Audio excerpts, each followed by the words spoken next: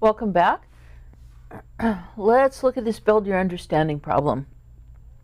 So the first thing you needed to do was to obtain a point estimate for the population proportion. So in other words, what proportion was found in the sample.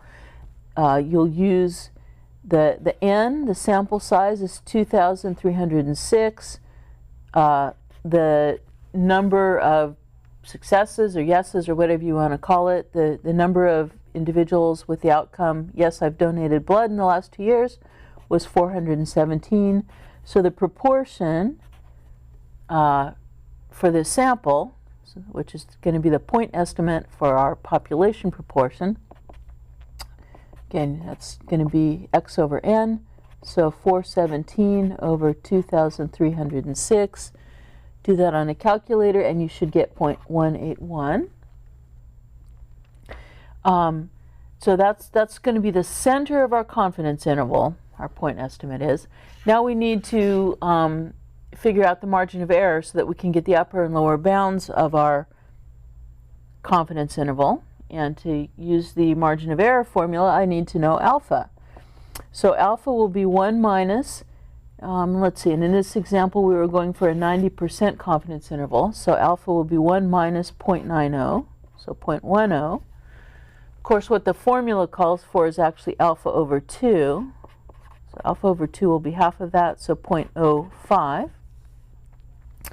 Now I'm going to use the table to find z sub alpha over 2, because that's actually, this is what's in the formula.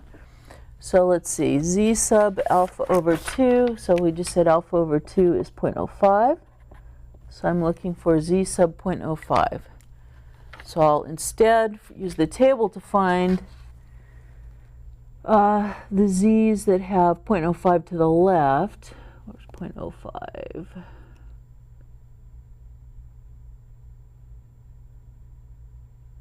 0.05.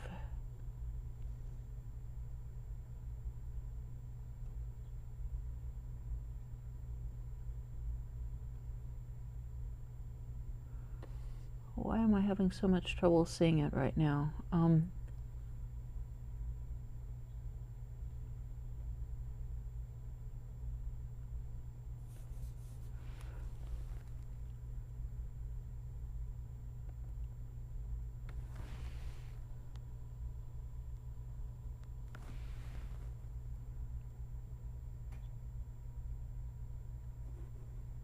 There we go. All right, there we go. All these numbers sort of blur together sometimes, don't they? Okay, so I'm going to go with, I'll go with this one, so 1.64. Now it's a negative, but remember that's because the table thinks or the table's giving you the z with area to the left.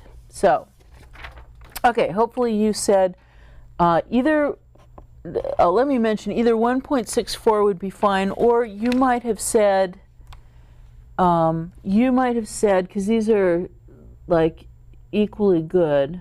Oh great, where did it go again? So 0.0505 is, 0.05 off from the one we want. We don't see exactly 0.0500. 0.0495 is also 0.05 off from what we want. So this one's a little below the one we want. That's a little above. So you might have picked 0.05. So you might have, let me just put here, you might have put that. It doesn't matter. That's fine. Either one, you have to pick. Okay, so I'm going to stick with the one that I used before. So, margin of error. That's our z sub alpha over 2, square root of p hat, 1 minus p hat over n. So we have 1.64 times the square root of p hat is 0.181 times 1 minus that over our sample size, 2,306, and running those numbers through a calculator, you should have gotten 0.0131, except that if you use 0.165, you'd have a slightly larger number there. So it's okay if you have just a slightly different number there because you use 0.165. Okay, so that's our margin of error. We use that to get the endpoints of the confidence interval. So remember, the lower bound confidence interval has p hat, our point estimate, at its center. For the lower bound, you subtract the margin of error. For the upper bound, you start with your center, p hat, and add the margin of error. So let's see, our p hat was 0.181. Our margin of error was 0.0131. And again, using a calculator, your lower bound will be 0.168 and your upper bound will be 0.194.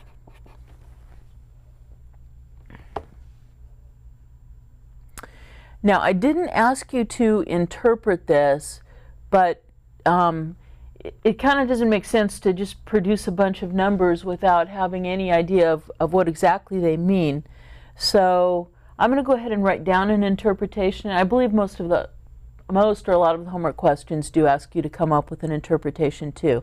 So I'm not going to stop the video, but I'm just going to shut up for about 20-30 seconds and give you a chance to mentally see if you can just you don't have to write this down. You can wait for me to write it down. But just mentally, what did we just find out? What if you had to report back, you know, to some organization on what you discovered from this data? What would you tell them? How would you interpret it?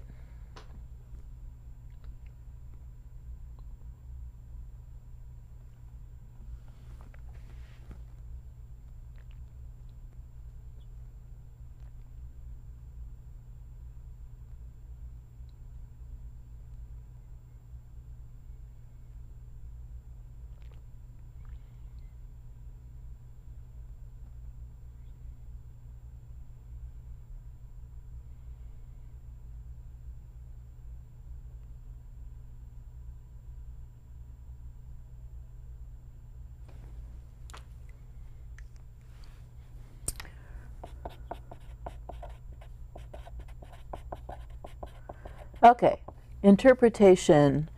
Let's see, what were we even talking about? So, proportion of adult Americans who've donated blood, and we did a 90% confidence interval. So, we'll say we are 90% confident, with that kind of weird definition of confidence, we are 90% confident that the proportion of adult Americans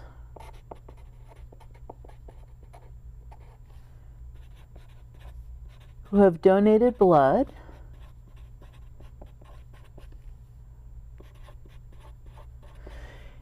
in the last 2 years